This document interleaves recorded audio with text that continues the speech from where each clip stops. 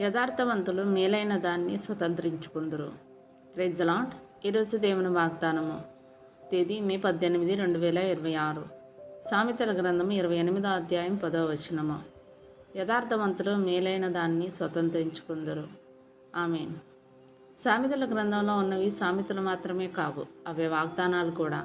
అంటే సామెతల గ్రంథాన్ని వాగ్దానాల గ్రంథం అని కూడా మనం పిలుచుకోవచ్చు. దేవుని వాగ్దానాలను దేవుని ప్రజలు సామెతలుగా వాడుకోవాలి. మనం ఈరోజు ధ్యానం చేస్తున్న వాగ్దాన సామెత ప్రత్యేకమైంది. దేవుని బిడ్డలమైన మనం సాధారణంగా మేలైన వస్తువుల విషయంలో వ్యతిరేక భావం కలిగి ఉండడానికి అలవాటు పడ్డాం. కానీ వాటిని మనం స్వతంత్రించుకొని మన ఆశగా కలిగి ఉంటామని వాగ్దానం చేపట్టాం. మన శత్రువులు మనకెంత కీడు తలపెట్టినా, మన నాశనం కోరి ఎన్ని కుయుక్తులు పన్నినా వారు మనల్ని ఏమీ చేయలేరు. వారు తవ్వుకున్న గొంతులో వారే పడిపోతారు. మన కోసం దాచి ఉంచబడిన స్వాస్థ్యాన్ని మనం పొందకుండా ఎవరు ఆపలేరు. దాన్ని మనం అందుకోకుండా ఎవరు మనల్ని దారి తప్పించలేరు. అయితే ప్రస్తుతం మనకున్నదేంటి? యేసు ప్రశస్త రక్తంలో శుద్ధి చేయబడిన మంచి మనస్సాక్షి మనకుంది. ఎన్నటికీ మారని దేవుని ప్రేమ మన మీద ఉంది.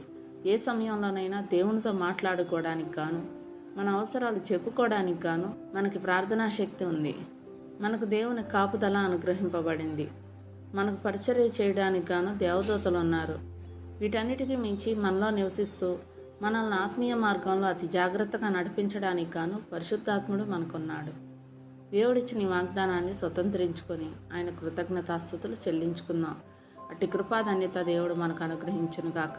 ఆమేన్. దేవుడు తన పరిశుద్ధ వాక్యం మన వెనుకడంతా దీవించును గాక. ఆమేన్.